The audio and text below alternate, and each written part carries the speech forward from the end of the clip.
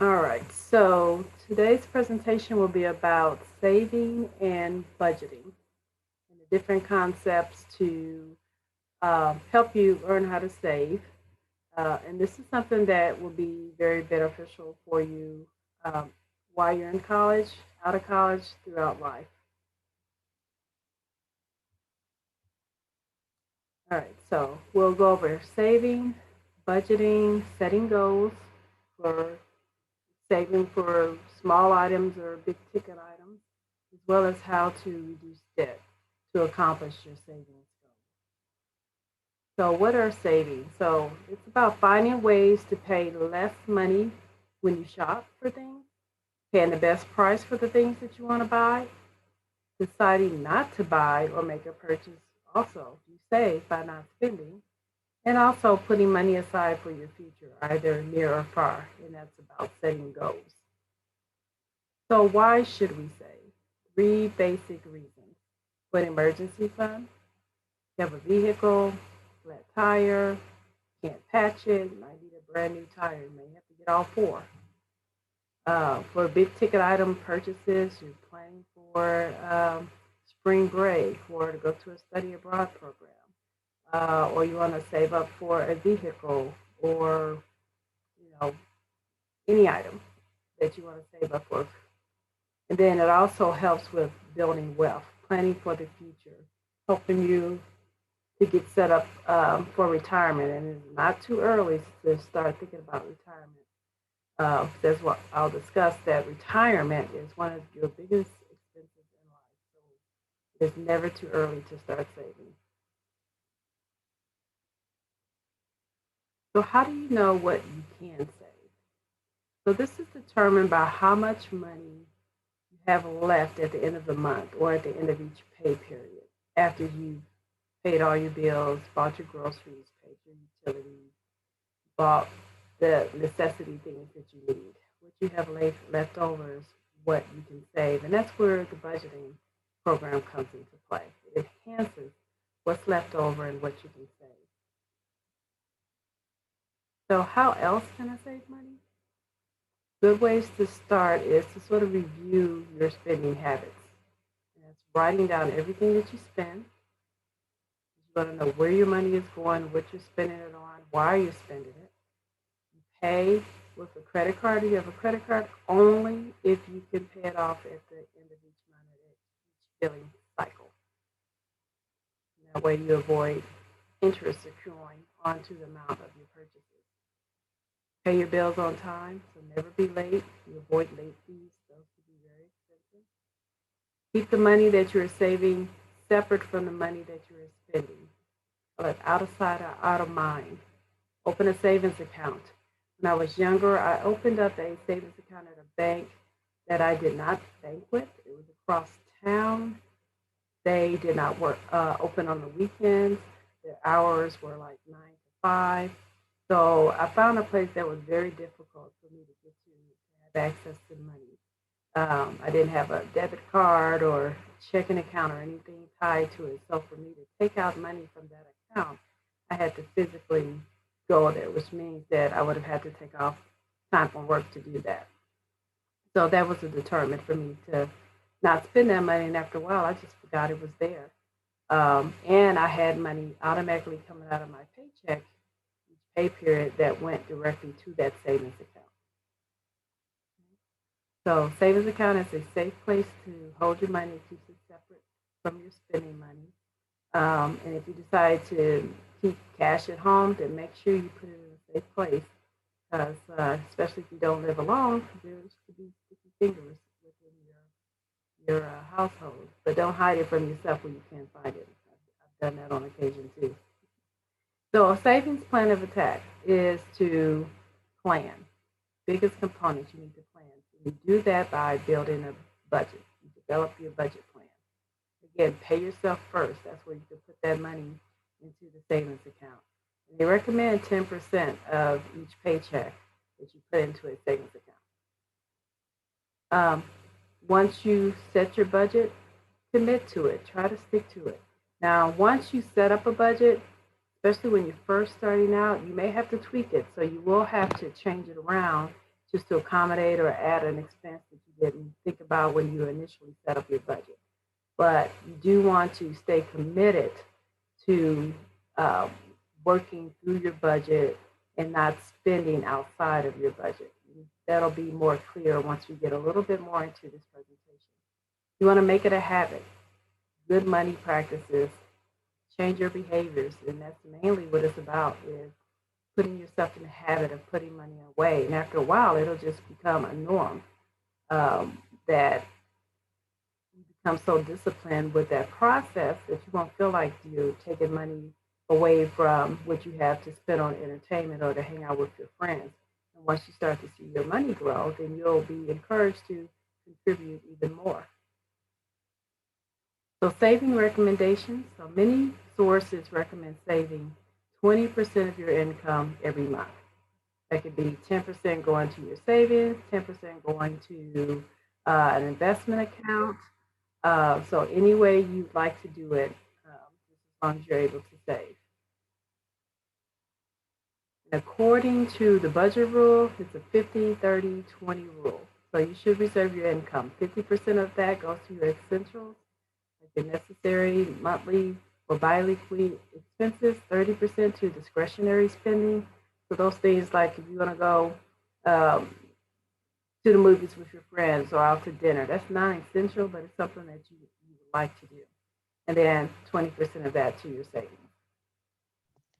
Ms. Lisa, I'm so sorry to interrupt. I think most of our listeners are experiencing some audio issues. If you could either move your computer a little closer to you or maybe try one of those different settings. Let's look at the different settings and see what's going on. Okay, is that better? Yeah, I think it is. Okay. Can we get a thumbs up if it's better for everyone? And I'll move it closer as well. Yes, we're getting that's better. Okay, awesome. All right, so considerations to think about when you're saving. You want to start early. Like I said, it's never too early to start saving. You want to watch your money grow. Pathways towards healthy future financial goals. So early retirement. So maybe you start saving now. You can retire when you're 50, 55 instead of 60, 65. You have money available in case there's some type of emergency that you have to so far. And it doesn't deplete your funding. And then to save up for those big ticket items. Your goal is to, your dream has always been to want to travel for 30 days in Italy. So you want to save up for that, save up for a big family vacation. Definitely enroll in defined contribution plans or retirement plans once you start working. Even if you are a work study student, I know at CU Denver, our work study students are required to put money away into a TIAA CREFT account, which is like a retirement account available for those in education. So it sort of starts there where some of your money will be taken out each month and put into a retirement account for you on your behalf. I highly encourage that you do that, even if you're at a place that you plan to not be at for very long. You're just like, well, I'll just take this job for a year, give me time to get settled and look for something else. Then you decide not to do the deferred contribution plan. I highly encourage you to take advantage of it, especially because some employers may match the amount that you're actually contributing to that contribution plan. I made the mistake of doing that years ago when I got my first real job out of college. You go to your human resources benefits orientation, and they have all these things before you, like how to sign up for your health insurance and life insurance, and then these retirement accounts. And no one ever really told me what they were and the benefits of them, so I didn't sign up for it my first year. The second year, when it was time to re-enroll, because you do have to update your benefits every year, they sent out a notice that said, if you're okay with what you have set up, then just check the box and it'll just continue as is. So I was just checking the box. never knew that I really needed to look at anything else because all the benefits that I had signed up for already were fine. I was good with it. Um, I did that for 8 years that I worked at that particular place. I was in Michigan. The economy was booming. So I lost out on a lot of good money during that time, just not knowing that I should take consideration and of all the benefits that was offered to me through any of the employers. Because it's your money, you're paying into it. It goes with you regardless. So you're not losing anything. And again, the biggest expense in life will be retirement. If you retire at 60, and we're living a lot longer these days, and so maybe you live to your 90s, so that's 30 years that you need to be able to support yourself in retirement. So again, your biggest expense in life. And we definitely know that we can't rely on Social Security benefits, and which basically is more like supplemental income to support your retirement benefits anyway. So we can't rely on that to fully support us in retirement. And this is a list of various different saving, investment, and retirement accounts, just so that you're familiar with them when you hear them.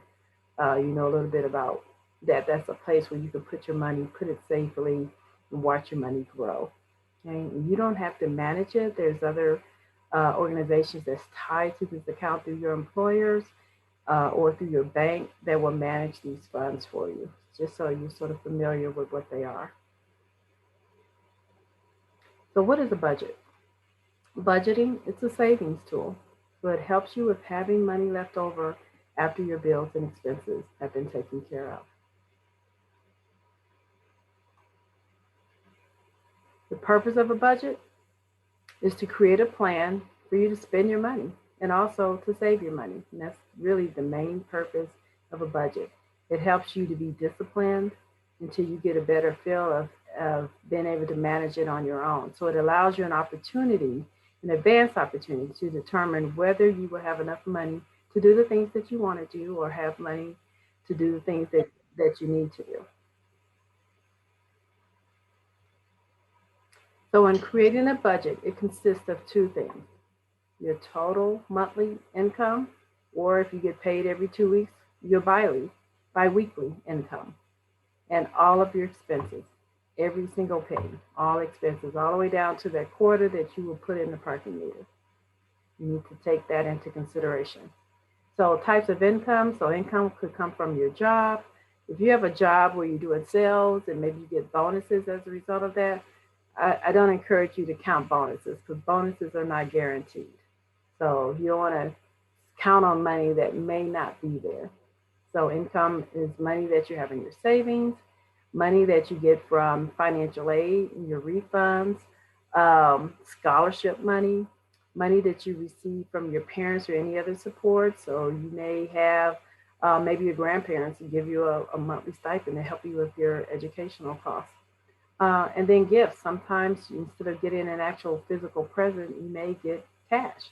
Put that money away. You don't necessarily have to spend it. And some of us do. We get money in our hands and we just have to spend it.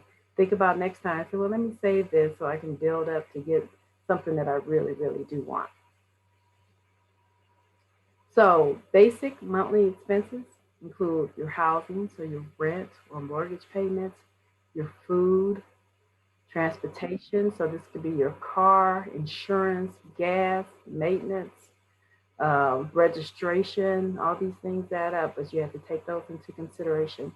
Child care expensive, pet care expensive, your cell phone, utilities, meaning your water bill, your light bill, cable, health insurance, donations or charitable contributions, your debt, so other expenses that's not normal, like this could include like credit card debt. And then expenses is to what you put towards your savings and into your retirement accounts. So expenses can also be broken down into various different components. So you will have monthly expenses. So that's your phone, your internet, insurance, cable, childcare, all those basic. I have to have the meeting ID and all that And stuff. then periodic expenses can be like your taxes that you pay once a year.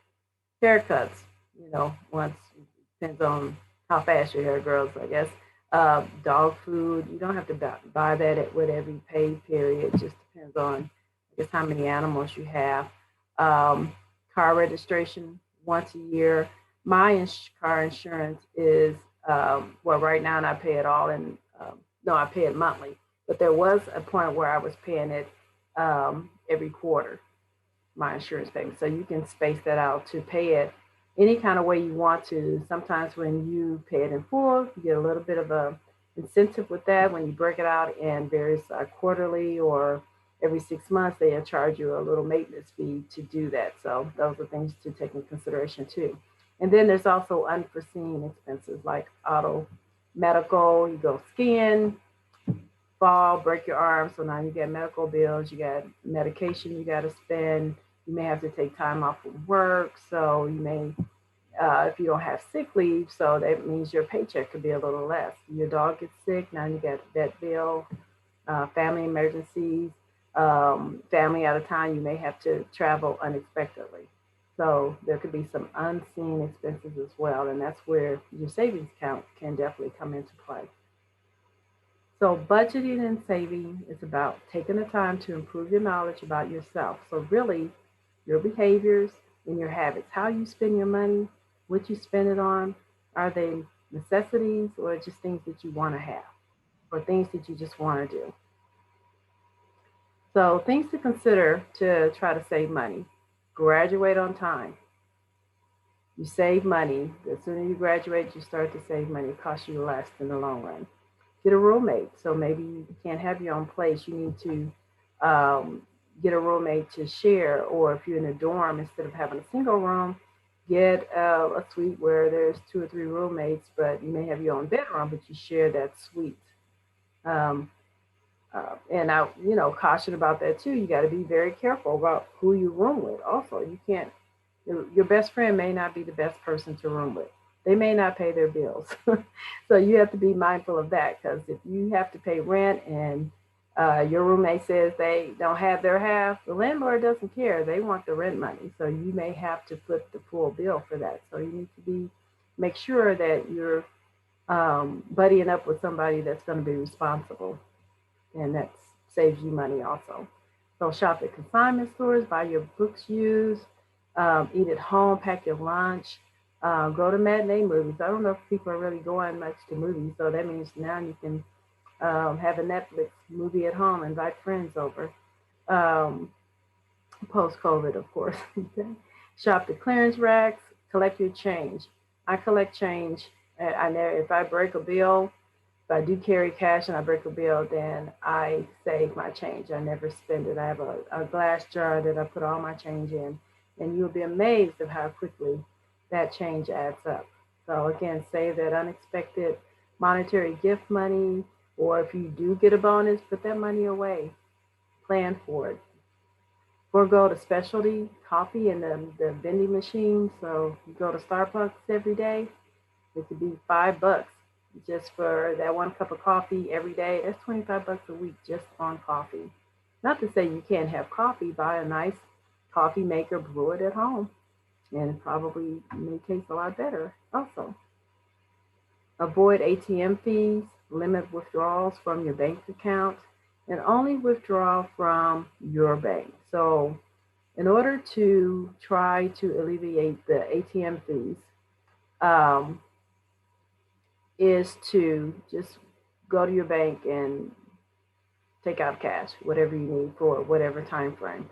If you do use ATM machines, try to only withdraw money from your own bank. If you do not, if you bank at Bank of America and you go to Chase to withdraw your money, you can do so, but Chase is going to charge you a fee for using their machine. Your bank is going to charge you a fee for using someone else's machine. And then you got the transaction fee itself. So that $20 that you just took out could easily end up being $30 in the long run with all those fees that was involved with that transaction. Mhm. So the envelope method. Not sure if any of you have heard about that, but what it is, it's a good plan to help you get track on setting up a budget. If you're not good with doing spreadsheets or forms, what the envelope method is that you get various different envelopes. and you put rent on one, food on another, utilities, gas, whatever the categories of your expenses are. Put in the amount of money that would be dedicated for that particular pay period or that month with that expense. So you know your rent is always going to be empty because you pay that. You're going to have to pay that first. But your grocery envelope, you may actually have some left over. So your grocery and your entertainment could be part of the same if you consider that to be eating out as part of your groceries. Okay. So, but once you spend the money that's in that envelope, but you still have money in other envelopes, you cannot dip into the other envelopes of categories. That whatever's left over at that period is what you would put into your savings account. You cannot rob from another envelope. Once that envelope is empty, it's empty until your next budget cycle starts. And that's pretty much the envelope method. It's a good way to help save. So to put things sort of in perspective about how you spend your money now and how it will impact you in the future.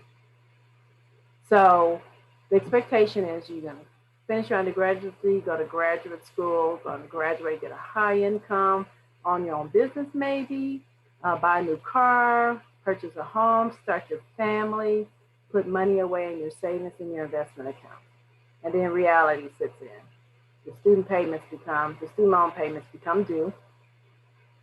You have your own business, you didn't have an investor to help with that, so maybe you have to take out a business loan to get started. And of course, when you have income, there's taxes. Uncle Sam wants their cut. You start a family, you got child care expenses, medical expenses, and for an infant, it could easily cost you $1,000 a week for infant care. So stay in good contact and on good terms with your parents, aunts, grandparents to help with those child care expenses, especially as you put newborns, it's very expensive. So now you're not able to put as much money away in your investment account as you had previously thought, and you have a less disposable income. So what you do and how you spend your money now definitely impacts how you will be able to maintain yourself in the future. Okay? Definitely limit the amount of student loans. That will save you money in the long term. If you don't need the student loan, you got everything covered without it, don't take it out. But it's there for you if you need it. But if not, then don't take it out. And even if you decide not to take the loan and then maybe you didn't get the scholarship that you were expecting, or your class schedule got so heavy so you have to cut back on your work hours, so you really do need the student loan, it's always there even if you decline it. Okay? But don't feel like you have to take it. So when setting goals, you want to identify your expenses, whether some of the expenses are wants or needs. Like you can set a budget for clothing, but do you need to shop every month for clothing? Some people have to. Some people have a shoe fetish and they have to have a brand new shoes, every pair of shoes every time they get paid. So you need to find ways to reduce your expenses or to eliminate it altogether. And look at your habits of how you spend your money, where you're spending. Example, the Starbucks every day. Is that really a necessity? But it becomes a habit. Okay? Track and evaluate your spending. Know where you're spending your money. List out every single penny that you spend. Like I said, all the way down to the quarter that you put in that parking meter. You will be amazed at how that little bit of change adds up very quickly. Okay? In doing so will sort of help you learn a little bit about yourself and also give you the realization as to how much money you're really spending on various different items. Okay? So know where your money is going and why. Shop around for the best price. Okay? If you got sticky fingers, try to just refrain from making that impulsive purchase. Your friend calls and said, hey, I need to go out to the mall to pick up an item. So tag along with me. If you do and you go there, you have no intentions of spending any money, but you see a great pair of jeans, you just gotta have it. Sometimes you have to shop around or save for that item, because if you buy that pair of jeans and it was not in your budget, so now your budget is sort of thrown off. And then you'll have to you're robbing Peter to pay Paul in a sense. Okay? And you don't want to charge on things that you can't immediately pay back if you have a credit card. So while you're trying to say you may want to set a goal that I'm not going to use my credit card for the next month. If I don't have the money to pay for it, then I'm just not going to get it. So you have to be self-disciplined. And again, you're not depriving yourself. It's just, I call it delayed gratification. You're saving up for that big prize item that you want. So you will win in the long run, but you just may have to wait a little bit to do so. So get organized, create spreadsheets. There's mobile apps. Your bank has different types of saving spreadsheets on their website. So when you're making those financial decisions, you want to try not to make any emotional decisions. Don't be impulsive about it. Sleep on it. Do you really need it? Is it a want versus a need? Try to stay within your budget, plan your purchases, set goals. A goal could be 2 weeks. I'm not going to spend any money or buy any coffee for the next 2 weeks. And that'll be the money that I'll use to go hang out with my friends that's coming into town in a couple of weeks.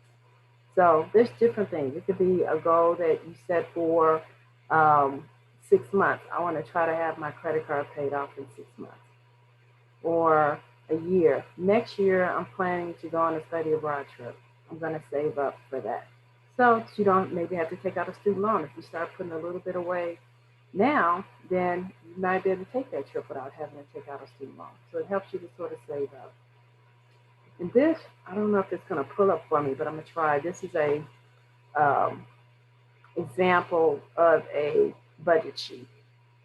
Oh, it did pull up. So just to sort of give you an idea of what it could look like.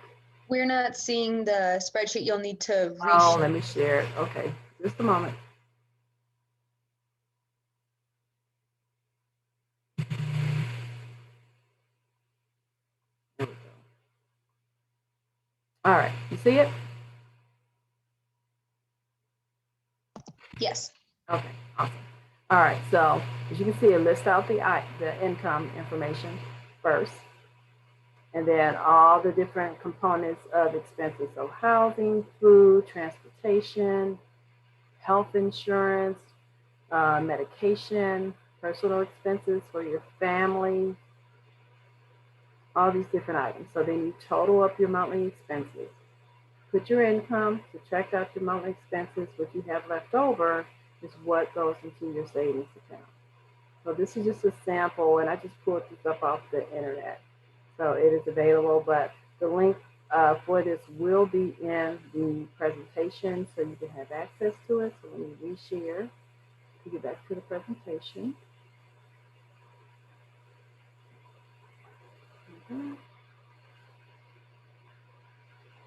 All right, so how to save.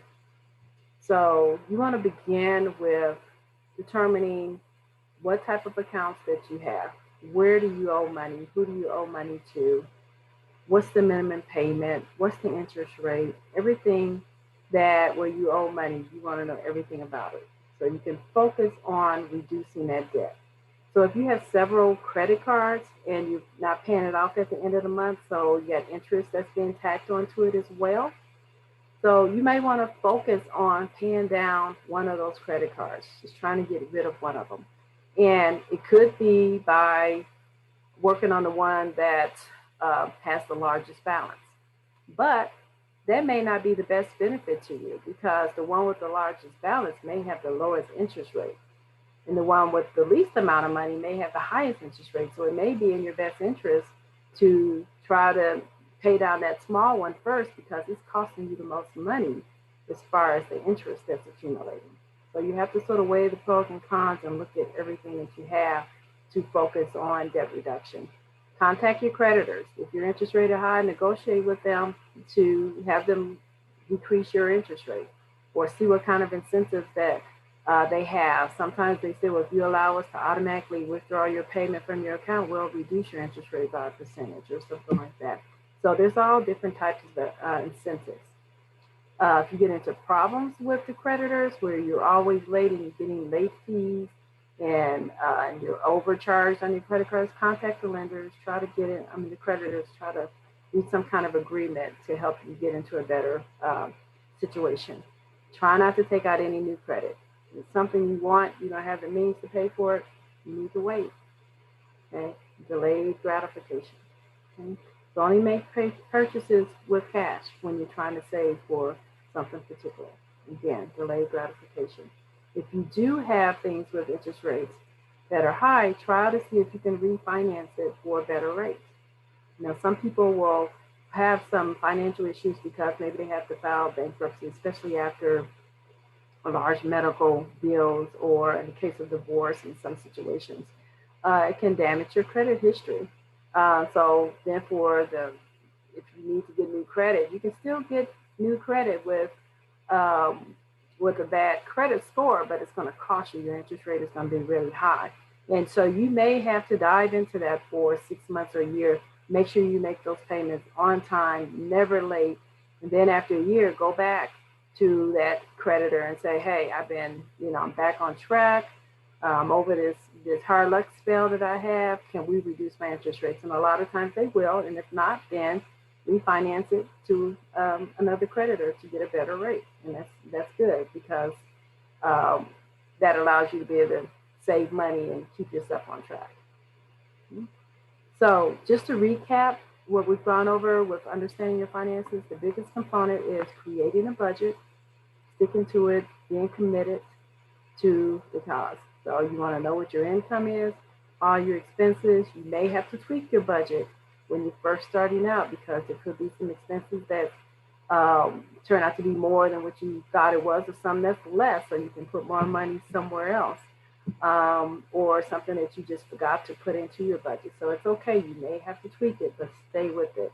Try to save money. If you could do it at least for a month with saving money, try not to spend or use your credit card just to see how much you save in that time frame. Challenge yourself to be able to see the difference. And then after a while, you start to see the benefits. You're going to want to do it more and more. Trust me, you will. So how you spend and save your money today is very critical to your financial future well-being.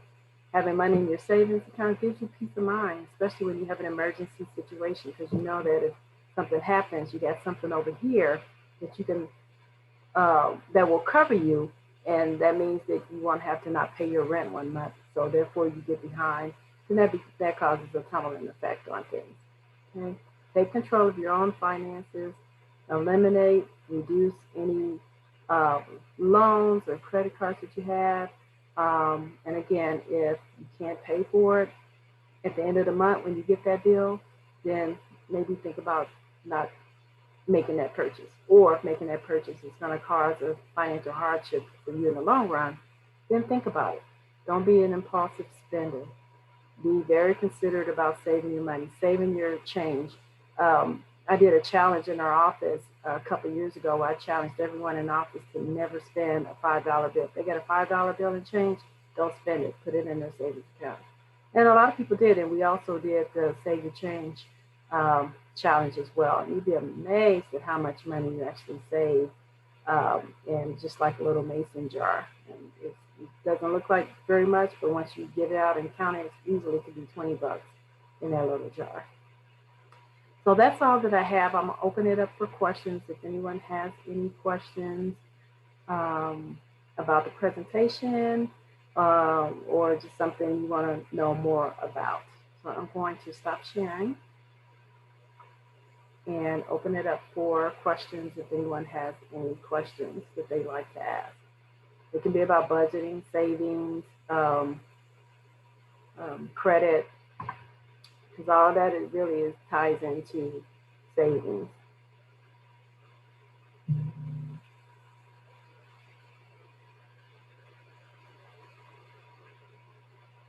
Any questions?